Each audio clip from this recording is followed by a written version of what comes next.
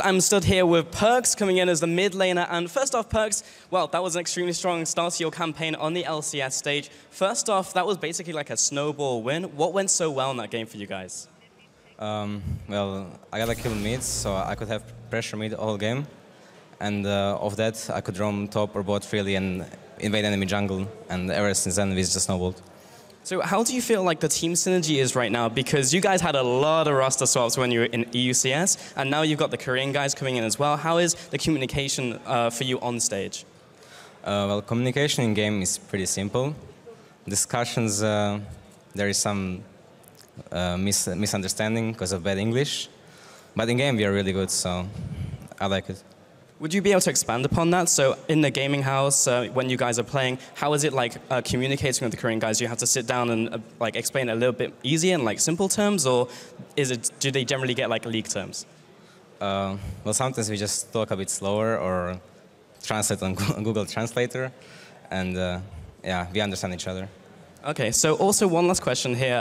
Playing up against the EUCS guys is a little bit different. I know Ica is also from the Challenger series, but going up against some of the stronger mid laners like Power of Evil, even in the LCS, how do you think that's going to go for you in the mid lane?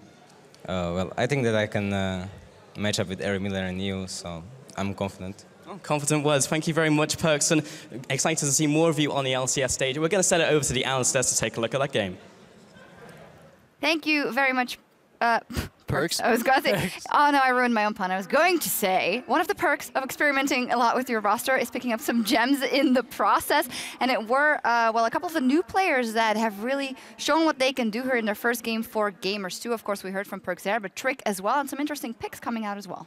Yeah, I would say interesting in the sense that maybe Ari isn't everybody's flavor of mid laner, but this is right down Perks' alley. It's like, hey, I'm going to carry this game, and you can't do anything about it once I get ahead. So not too surprised to see it in his champion pool on this setup, but I just generally like the setup from G2 overall. They picked a composition that can snowball with this double AD carry setup, push towers down quickly, and there was really no answer to elements, even from picks and bans. They wanted to play for such a later game. Yeah, I just think in this meta as a whole, and it's what the Fisher was saying as well in Champ Select, it's like a lot of power picks, but almost every pick right now is a power pick. There's so much versatility. It's really hard to draft a bad composition on this meta because it comes down more to playstyle. I think Elements' lineup on paper looks fine, but they just made one crucial mistake, and that was that teleport top early, trying to set up a gank, and then that kind of snowballed everything. Yeah, that was really where the game kind of turned away from the hands of Elements. But after we got out of picks and bans into the early game, and as you were talking about it, I mean, Rise starts with Sapphire Crystal for the extra mana, then teleports top. He goes to the top lane with pretty much no combat stats when you look at it. And then kind of this is what is the result from this. Yeah, it all started here. So Trick and Kikis are ganking Steve. Steve turns around and the teleport comes in from Aika. Kind of unexpected, but because of the Devour, this does not turn into a kill. So this looks like a nice try, and you're like, ah, you know, teleport. But it had a massive impact on the game, because later on, what this means for the game is, look in the mid lane, Ari will constantly just be able to push in mid.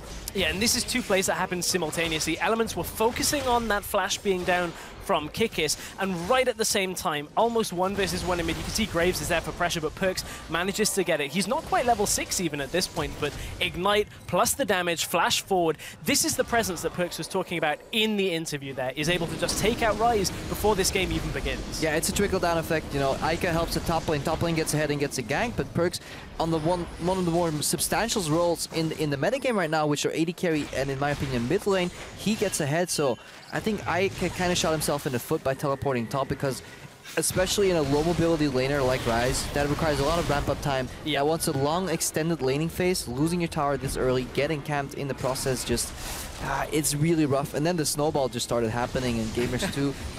G2 got ahead of them. We gotta get it out, all of us once. Yeah, I mean, you've just seen 2, 3, 4 times that they've come mid and just gone straight through the rest of the Elements lineup. I mean, that's the problem with the tower in mid lane being down from about 9 minutes, and a Rise that didn't even end the game with a completed Seraphs. With a tier first build that he rushes, that's just how much pressure they were able to just dominate through mid lane. Yeah, good job from Trick and Perks turning the snowball almost into an avalanche. Eventually they picked up Baron, and we got the stats.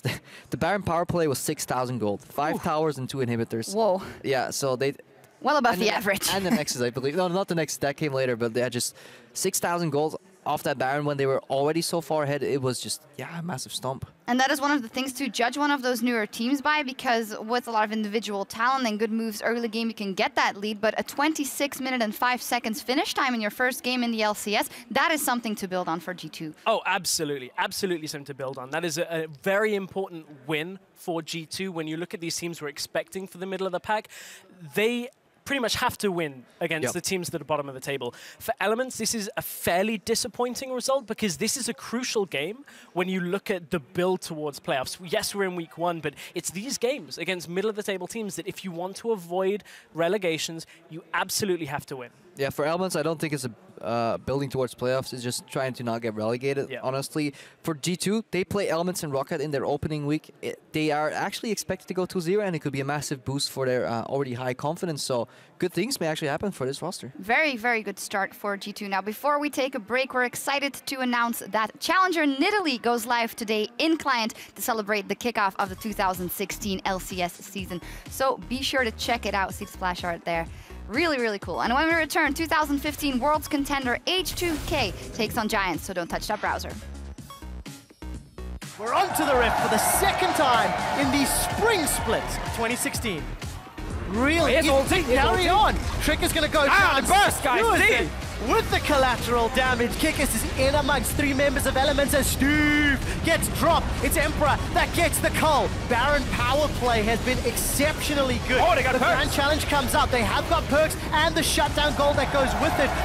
G2 obliterate Elements.